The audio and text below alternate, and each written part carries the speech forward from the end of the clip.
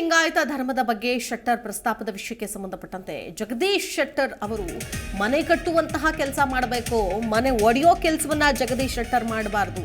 ಪ್ರತ್ಯೇಕ ಧರ್ಮ ಅಂತ ಬೆಂಕಿ ಹಚ್ಚಿದ್ದು ಸಿಎಂ ಸಿದ್ದರಾಮಯ್ಯ. ಗದಗದಲ್ಲಿ ಸಿದ್ದರಾಮಯ್ಯ ವಿರುದ್ಧ ಬಿವೈ ವಿಜಯೇಂದ್ರ ಆಕ್ರೋಶವನ್ನ ವ್ಯಕ್ತಪಡಿಸಿದ್ದಾರೆ. ಜಗದೀಶ್ ಶೆಟ್ಟರ್ ಅವರ ಮಾತನ್ನ ಕೇಳದೆ ಅಂದ್ರೆ ಮನೆ ಕಟ್ಟುವಂತಹ ಕೆಲಸ ಮಾಡಬೇಕೇ ವಿನಃ ಯಾರು ಮನೆ ಒಡೆಯೋ ಕೆಲಸ ಮಾಡಬಾರ್ದು.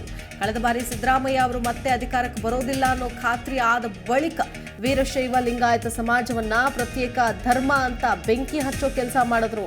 ಡಿ.ಕೆ. ಶಿವಕುಮಾರ್ ಬಹಿರಂಗವಾಗಿ ಪ್ರತ್ಯೇಕ ಲಿಂಗಾಯತ ಧರ್ಮದ ವಿಷಯಕ್ಕೆ ಕೈ ಹಾಕಬಾರದು ಅಂತ ಕ್ಷಮೆಯಾಚನೆ ಕೂಡ ಮಾಡಿದ್ರು. ಸ್ವಾರ್ಥ ರಾಜಕಾರಣಕ್ಕಾಗಿ ಕಾಂಗ್ರೆಸ್ನವರು ಯಾವ ಮಟ್ಟಕ್ಕಾದರೂ ಇಳಿತಾರೆ ಅನ್ನೋದು ಮತ್ತೊಮ್ಮೆ ರುಜುವಾತಾಗಿದೆ ಅಂದ್ರು ಬಿವೈ ವಿಜಯೇಂದ್ರ. ಈ ರಾಜ್ಯದ ದುರಂತನೋ ಅಥವಾ ನಾಯಕರುಗಳ ದುರಂತನೋ ಗೊತ್ತಿಲ್ಲ ಇದು. ಯಾಕೆಂತಂದರೆ ಮನೆ ಕಟ್ತಕ್ಕಂಥ ಕೆಲಸ ಮಾಡಬೇಕೆ ಹೊರತು ಮನೆ ಹೊಡಿತಕ್ಕಂಥ ಕೆಲಸ ಯಾರು ಕೂಡ ಮಾಡಬಾರ್ದು. ಅದು ಯಾವುದೇ ಸಮಾಜ ಇರ್ಬೋದು. ನಾನು ನೆನ್ನೆ ಅದನ್ನು ಕೂಡ ದೆಹಲಿ ಪತ್ರಿಕಾಗೋಷ್ಠಿಯಲ್ಲಿ ಉಲ್ಲೇಖವನ್ನು ಮಾಡಿದೆ. ಸನ್ಮಾನ್ಯ ಸಿದ್ದರಾಮಯ್ಯನವರು 5 ವರ್ಷಗಳ ಕಾಲ ಮುಖ್ಯಮಂತ್ರಿಯಾಗಿ ಆಡಳಿತ ನೀಡಿದರು ಕಳೆದ ಬಾರಿ.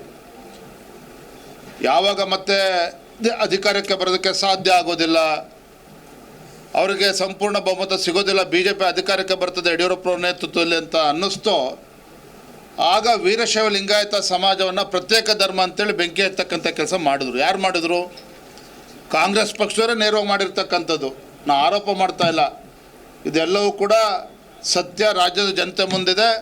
ಮಾನ್ಯ ಡಿ.ಕೆ. ಶಿವಕುಮಾರ್ ಅವರು ತಮಗೆ ನೆನಪಿದ್ರೆ ಇದೇ ಬಳ್ಳಾರಿನಲ್ಲಿ ಬಹಿರಂಗವಾಗಿ ಕ್ಷಮೆಯನ್ನು ಕೂಡ ಕೇಳಿದ್ರು ನಾವು ಈ ಕೆಲಸಕ್ಕೆ ಕೈ ಹಾಕಬಾರ್ದಿತ್ತು ಅಂತೇಳಿ. ಅಂದರೆ ತಮ್ಮ ಸ್ವಾರ್ಥ ರಾಜಕಾರಣಕ್ಕೋಸ್ಕರ ಇವರು ಯಾವ ಮಟ್ಟಕ್ಕೆ ಬೇಕಾದ್ರೂ ಇಳಿತಾರೆ ಕಾಂಗ್ರೆಸ್ ಪಕ್ಷದವರು ಅಂತೇಳಿ ಮತ್ತೊಮ್ಮೆ ಆಗಿದೆ.